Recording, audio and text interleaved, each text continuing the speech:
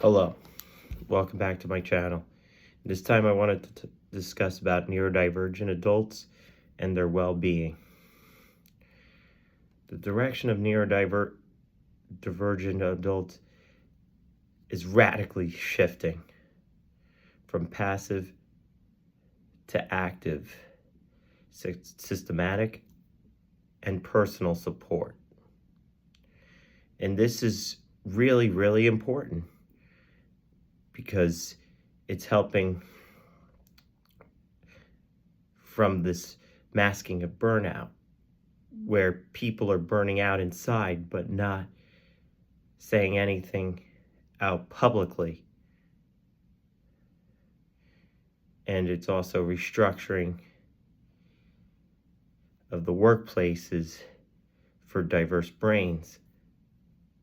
And AI has also been there, has been able to help with that as well, which has been proven to be very, very useful. So AI could be a really good friend. And we've also found things like ChatGPT that has helped people get by in life. But anyways, burnout and masking fatigue have been there for quite some time, for very long-term fatigue for so long, because they were having to, people with disabilities were having to mask all their emotions, act normal, go with the social norms, don't question it for so long. And we're taking a shift from that. We really are taking that shift. And we're also doing conform to social norms, but to ensure sustainability has been a big, big help. And using like a recovery for overperformance, whether it's actual work or if it's social work, having to disguise themselves for social skills or what's socially acceptable, so to speak. And this leads to my next point. They are making points to redesign the system over just accommodations. For one thing, there's, like I mentioned in an earlier podcast, about people are able to work from home or work hybrid now, which can help a lot of people in so many ways. And it's not just neurodivergent people. It's people of all kinds of groups, whether they have families, whether they're neurotypical. And that's what a lot of companies have been able to do. And when they have accommodations, it was only like a particular group of people, but we've come a long way. Maybe that's what helped with COVID, so to speak. COVID helped, I guess, with that. And they're making those universal designs. Like COVID was the big pandemic where it was happening all over the world. And as we all know. And then also, they're also having interviews where they can show their skills. People can show their skills rather than just going to the traditional, asking the same questions. Why do you want to work here? Why you left? And this could be good for people that don't communicate well. Sometimes they could show that they can perform rather than just, going with the social cue, the social skills aspect, which is very, very good, And it shows that they could potentially have deep focus. It could show their real talents rather than just talking about it. Also,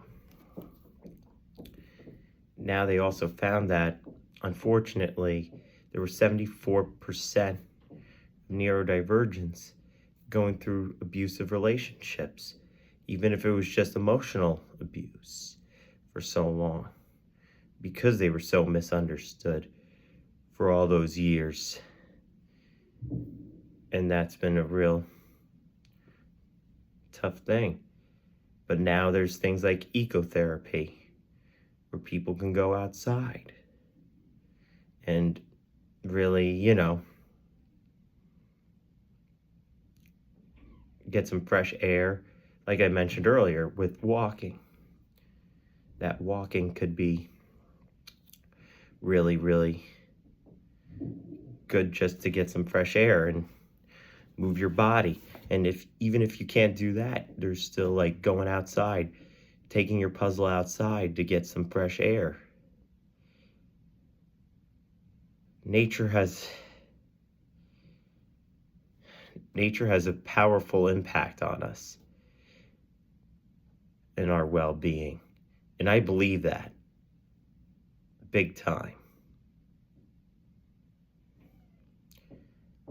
But now there's also many people with disabilities depends on the long-term care because they usually have more illnesses than the neurotypical, whether it's diabetes, whether it's anything else. And that also leads to our population also aging.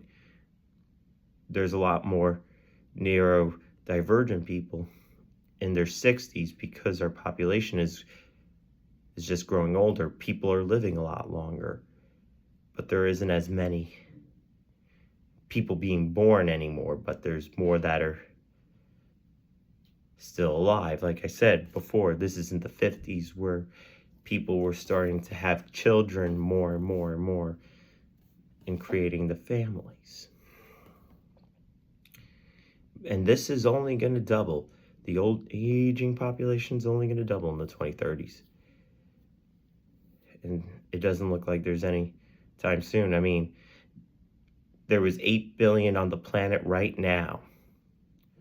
And they said in 2050s, there's going to build up to 10 billion. So you can only imagine how many neurodivergent people there are going to be. Also, there's this critique about this autism Barbie, so to speak.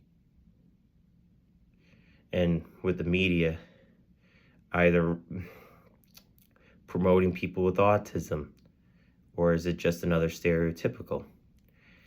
Well, let's look at it. Let's look at it through the Barbie movie of 2023. You know, the one where the stereotypical Barbie, played by Margot Robbie, was trying to find herself. She used to love her routines and everything until something just snapped and said, something is missing. And she explores the real world. And she went on a journey to find. Went on the journey to find who she really was, rather than just having the stereotype. And it proves that movie also proves that there could be more to people than a stereotype. So blaming the media isn't always wrong. And sometimes we're looking at it a little differently. We can also look at it through the lens of maybe the people with autism need to explore, need to venture to find who they are, instead of being just, if they're not comfortable with the Groundhog Day or the routines that they have anymore. Unfortunately, sometimes the autistics need to prove themselves that they're more than this, and maybe this will help the media go away. This stereotype thinking could eventually disappear if people with autism or any other disability can prove themselves that there are more. Just like the one in the the movie with the stereotypical Barbie, that there was more to her than the stereotype. Well, that's my take on this. Let me know what other content or questions you have for me in the comments, and I'll talk to you soon. All right, bye.